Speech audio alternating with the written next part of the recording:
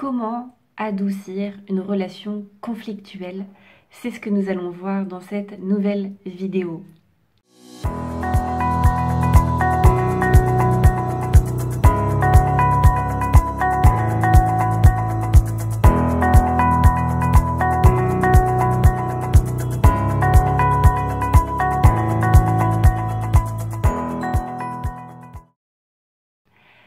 Je suis Maïlane Ripoche, auteure du blog et de la chaîne YouTube Les Guerriers Pacifiques, et dans cette vidéo, j'aimerais vous partager deux clés que j'enseigne dans mes ateliers et dans mes coachings individuels pour désamorcer un conflit ou plus précisément pour adoucir une relation tendue avec une personne.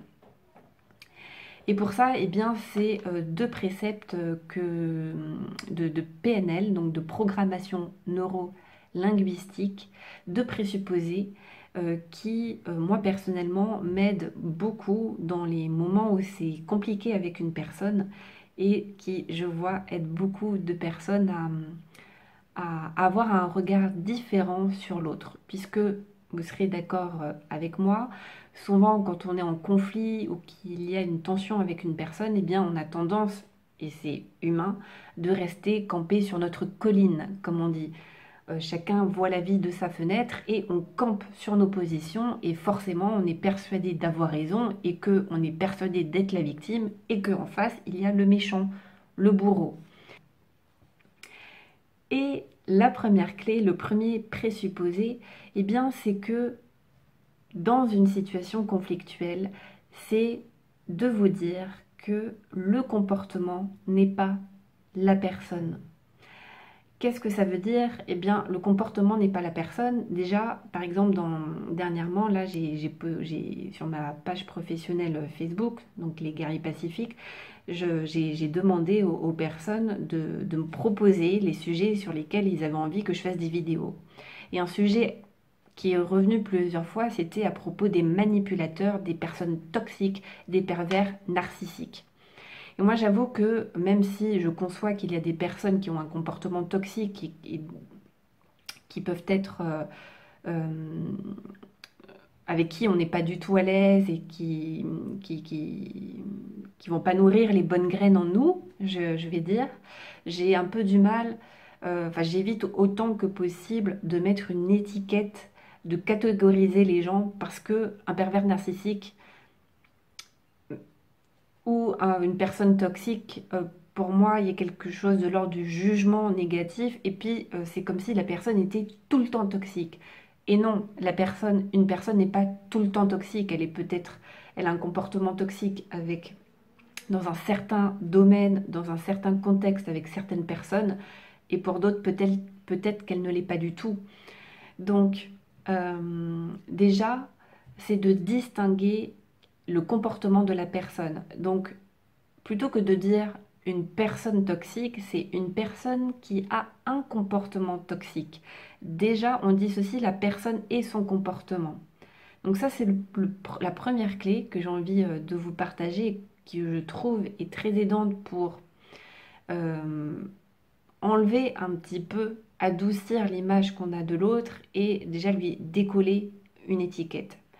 Et ensuite, le deuxième point, c'est que derrière chaque comportement, il y a une intention positive, au moins pour la personne elle-même.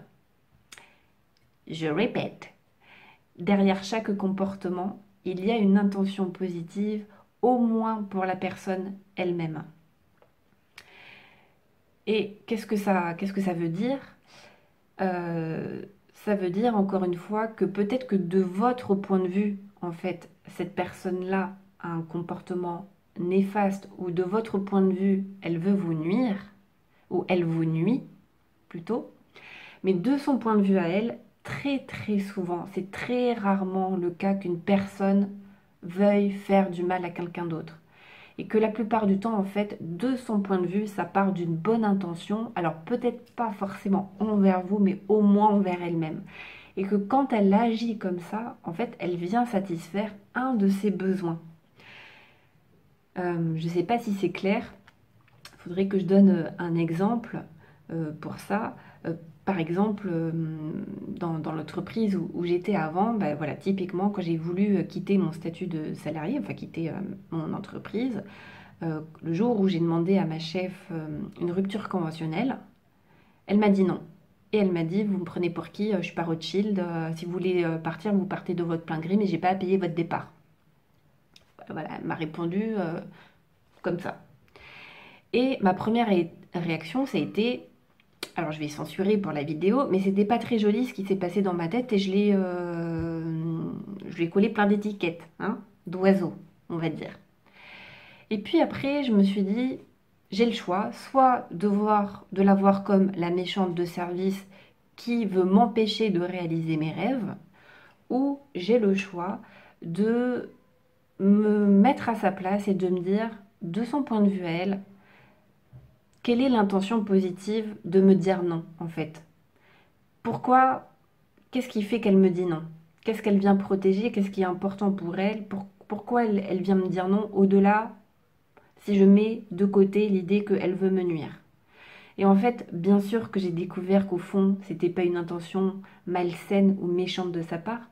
C'est juste que elle avait besoin de sécurité au niveau de ses employés, de stabilité. Elle avait besoin aussi d'être rassurée que quelqu'un pourrait ensuite me remplacer facilement parce que ça faisait plutôt longtemps que j'étais dans cette entreprise et que euh, j'étais un petit peu son seul soutien professionnellement parlant.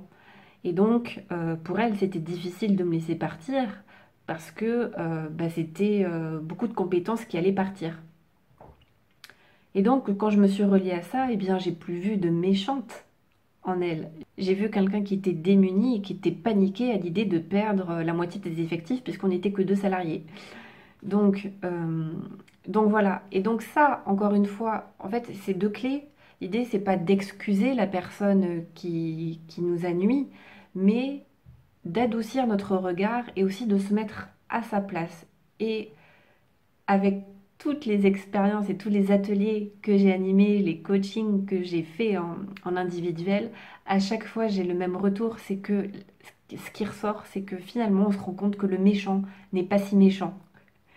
Et donc, c'était important pour moi de vous partager ces 2 clés et j'espère vraiment qu'elle va vous permettre d'adoucir vos relations et d'adoucir votre regard sur les autres, sur les méchants et peut-être vous permettre de voir qu'ils ne sont pas si méchants que ça. Que, encore une fois, derrière chaque comportement, il y a une intention positive, au moins pour la personne elle-même, et que le comportement n'est pas la personne. Donc, dissocier l'identité de la personne et son comportement et vous verrez que ça va changer beaucoup de choses dans vos relations avec les autres. Je vous souhaite une excellente journée et je vous dis à très bientôt.